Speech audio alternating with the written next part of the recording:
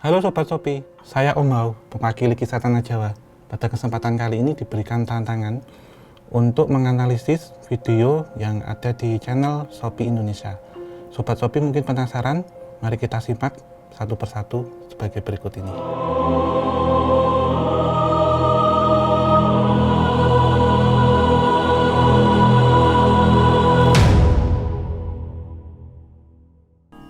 Sepupu gue penasaran. Dia pencet saklar buat nyalain lampu gantung. Dan kamar pun jadi terang benderang. Gue langsung inget pesan satpam tadi. Terus gue bilang ke dia supaya matiin lampunya. Sepupu gue langsung matiin lampu. Dari situ suasananya langsung aneh. Gak tahu kenapa, tiba-tiba lampu gantungnya tuh kayak mati-nyala lagi tuh. Padahal kita semua gak ada nyentuh saklar. Pada cerita yang ini itu kan menyangkut tentang rumah Belanda, dan rumah ini sudah lama puluhan tahun tidak ditempati. Sebenarnya begini, kalau sejatinya rumah yang atau bangunan yang lama tidak ditempati itu pasti akan menarik energi, termasuk energi astral dan residual energi. Kalau yang dimaksud tidak boleh menyalakan lampu, itu pada dasarnya memang makhluk astral itu kan kurang suka dengan keberadaan cahaya, sehingga tempat ataupun bangunan yang lama tidak ditempati pasti akan cepat lapuk, cepat rusak dan kotor karena bentukan dari energi astral yang dingin. Dan kalau mengacu pada kejadian ini, memang biasanya rumah-rumah Belanda ataupun rumah-rumah bertipe kolonial itu memang menyimpan beberapa peristiwa-peristiwa yang pernah terjadi, terutama kalau memang ada efek ataupun energi negatif, bisa kita simpulkan bahwa di situ pernah terjadi kasus berdarah, seperti contohnya perampokan atau pembantaian, sehingga energinya itu akan melekat di situ. Dan sosok noni Belanda yang dimaksud biasanya memang yang menyimpan dendam di situ. Dan alangkah baiknya jika kita memiliki rumah ataupun bangunan yang tidak ditempati, jangan lebih dari 40 hari, karena setelah 40 hari maka sosok astral yang datang itu akan menempati satu-satu tempat ruang-ruangan kamar, sehingga itu akan menjadi pekat. Jangankan menyalakan lampu, bahkan saat dimasuki orang saja energinya sudah pengap, sudah sangat tidak enak dan bisa menimbulkan penyakit juga. Dan saat kita akan menempati sebuah rumah, itu memang diperlukan laku seperti selamatan. Jadi ada doa bersama, dan sebelum itu semua elemen bukaan meliputi jendela dan pintu itu harus dibersihkan dan harus dibuka semua cahaya matahari, karena cahaya alami itu biar masuk, sehingga terjadi sirkulasi udara yang bagus. Kemudian harus diketahui juga perhitungan-perhitungan untuk Feng Shui, misalkan demikian.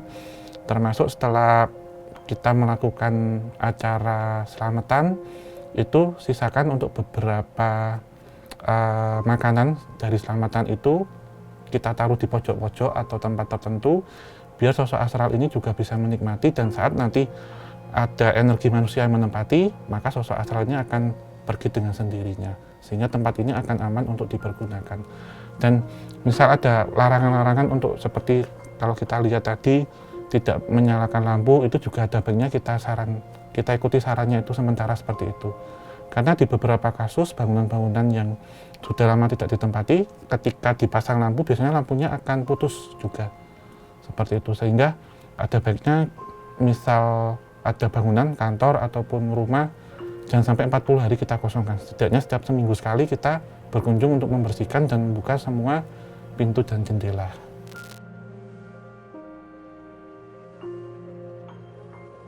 Pas supir gue mau lanjut tidur, tiba-tiba dia nyium bau anyir. Kayak bau bangke, tapi amis. Gak enak banget. Begitu dia mau nutup jendela buat ngilangin baunya, dia ngeliat ada orang yang lagi jalan.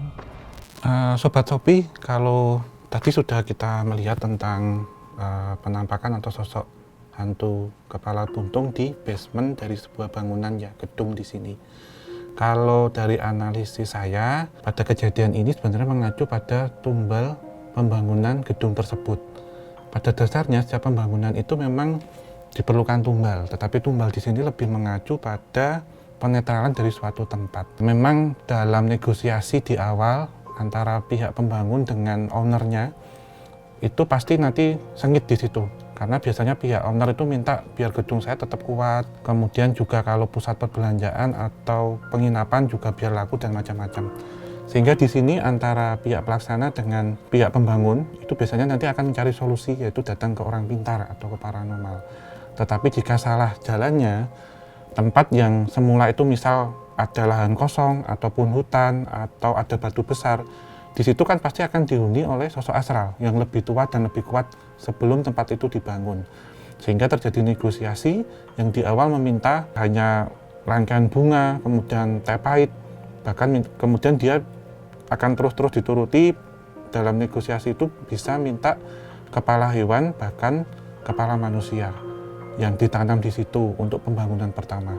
Memang tidak ada kaitannya dengan struktur bangunan, tetapi dalam hal metafisika ini sangat berpengaruh karena jika tidak dituruti bisa jadi saat pembangunan nanti ada kecelakaan, kemudian material yang tiba-tiba hilang ataupun rusak atau strukturnya sendiri tidak kuat karena gangguan-gangguan astral. Dan kenapa di basement? Karena biasanya pemasangannya itu di situ. Jadi waktu proses pembangunannya bisa terjadi sebuah insiden. Sebagai contoh misal ada pekerja bangunan yang secara tidak sengaja terjatuh, kemudian untuk evakuasinya susah, terus kemudian ditutup dengan semen ataupun beton segar di situ. Dan biasanya yang paling sering diambil adalah bagian organ kepala untuk ditanam di setiap pilar-pilar. Dan pada kejadian yang diceritakan di sini, itu mengacunya seperti itu. Jadi sosok ini sebenarnya mendatangin orang yang ada di situ sekitaran tengah malam, itu tidak untuk berniat menakut-nakuti, tetapi untuk meminta doa dan untuk diselamatkan, tanda kutip minta diselamatkan. Karena bagaimanapun korban dari tumbal tersebut pasti secara raga ya dan alam spiritual pasti tidak tenang, karena pasti akan hilang di mata keluarga, kemudian juga tidak dimakamkan secara layak gitu. Karena di sini memang menjadi pengunci atau menjadi tumbal dari bangunan itu untuk tujuan-tujuan tertentu. Kalau menurut saya juga bisa menjadi tujuan jahat, sehingga sosok itu kemudian menampakkan ke orang-orang yang mungkin pas kondisi sepi atau pas kondisi kosong ada di daerah situ ingin minta tolong atau ingin menceritakan, menyampaikan kejadian yang di situ sebenarnya seperti apa gitu.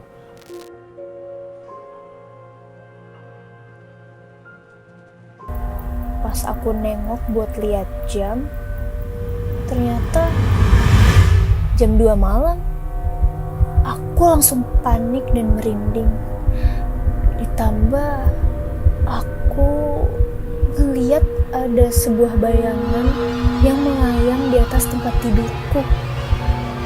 Dan pas aku nengok ke atas, ternyata untuk analisis pada cerita ini dari saya, ini kan menceritakan tentang terbangun tengah malam dan dialami oleh orang yang memiliki kepekaan tertentu dalam hal supranatural atau metafisika.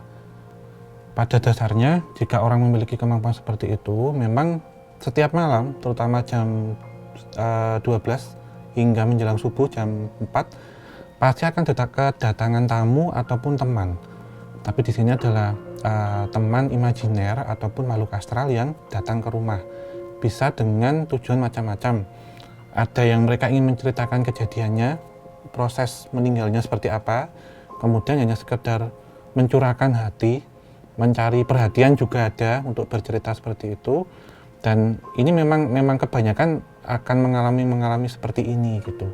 Tergantung kita memfilternya mau bagaimana, atau kita mencoba mencari beberapa aktivitas yang lebih bermanfaat seperti halnya doa malam atau apa biar tidak terlalu didekati dengan kejadian-kejadian seperti ini. Kalau melihat dari sosok yang datang, ini kan pocongnya kebalik dan mukanya itu gosong gitu, berbau dan macam-macam. Sebenarnya kalau pocong tipe seperti ini, itu adalah pocong jadi-jadian atau jin yang menyerupakan diri dengan tujuan usil atau mengganggu. Karena kalau kita menilik pada spesies dari hantu yang disebut dengan candy ghost atau pocong, itu memang terbagi menjadi bermacam-macam gitu.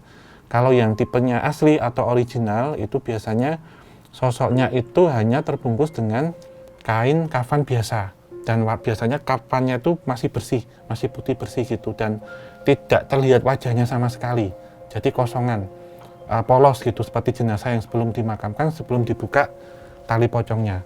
kejadian seperti ini biasanya terjadi di hari pertama, malam pertama hingga 40 kematian gitu. Jadi minta tolong biasanya kasusnya belum dibuka tali pocongnya. Dan pocong ini akan datang dengan menggedorkan dahi, jadi duk duk duk duk gitu. Dan kalau di Jawa biasanya sering didengar dengan manuk culi gitu atau burung culi. Culi itu uculi atau lepaskan.